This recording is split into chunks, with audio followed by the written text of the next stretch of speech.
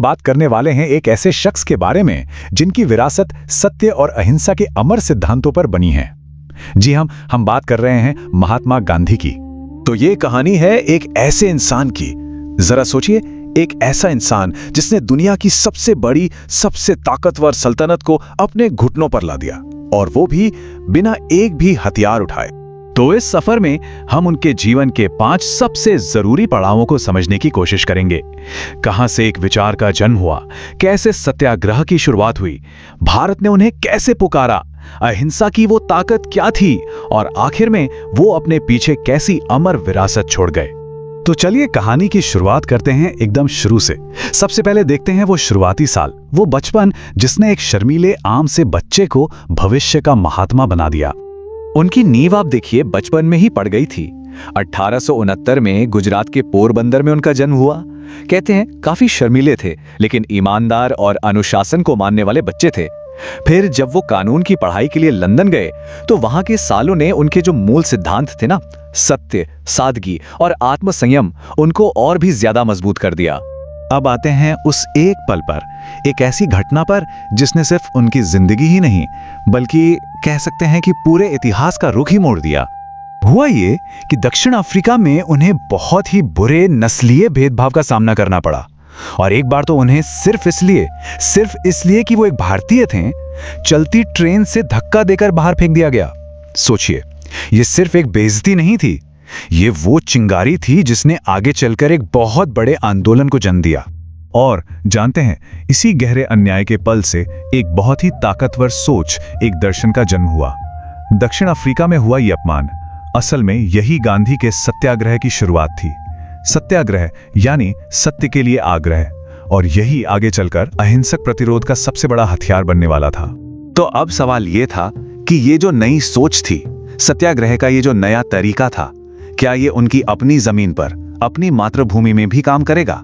चलिए देखते हैं कि कैसे गांधी भारत लौटे और एक पूरे देश के आजादी के संघर्ष के अगुवा बन गए।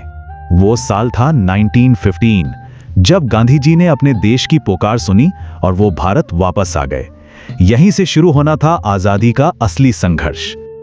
और भारत आते ही उन्होंने क्या किया, वो फौरन उन लोगों की आवाज बन गए जिनकी कोई नहीं सुनता था।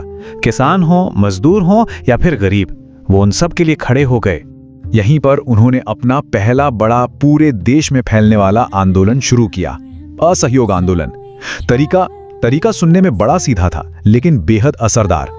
उन्होंने भारतीयों से कहा कि ब्रिटिश राज का विरोध करो, लेकिन एक शर्त थी, पूरी तरह से अहिंसा के साथ।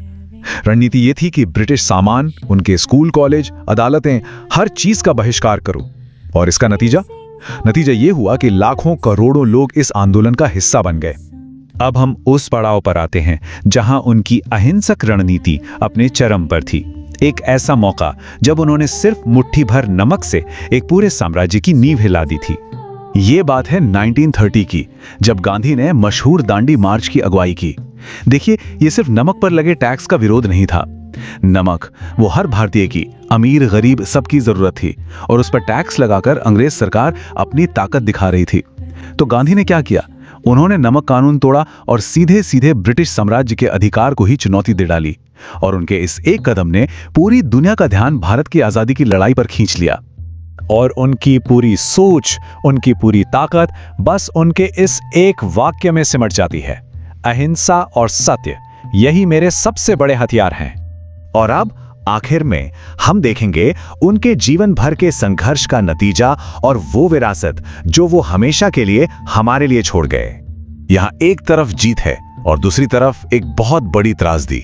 15 अगस्त 1947, वो दिन जब भारत आजाद हुआ, जिसका सपना उन्होंने उम्र भर देखा। लेकिन इस आजादी के बस कुछ ही महीने बाद 30 जनवरी 1948 को उनकी हत्या कर दी गई।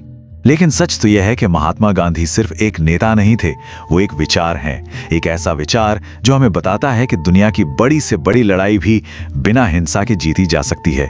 और शायद यही वजह है कि उनका असर उनके जाने के बाद भी आज तक कायम है। और ये सफर हमें आज एक बहुत बड़े सवाल के साथ छोड़ जाता है। सोचिए, आज की दुनिया में जहां इतना संघर्ष है, इतनी नफरत है, वहां गांधी का सत्य और अहिंसा का संदेश कितना जरूरी है, कितना प्रासंगिक है।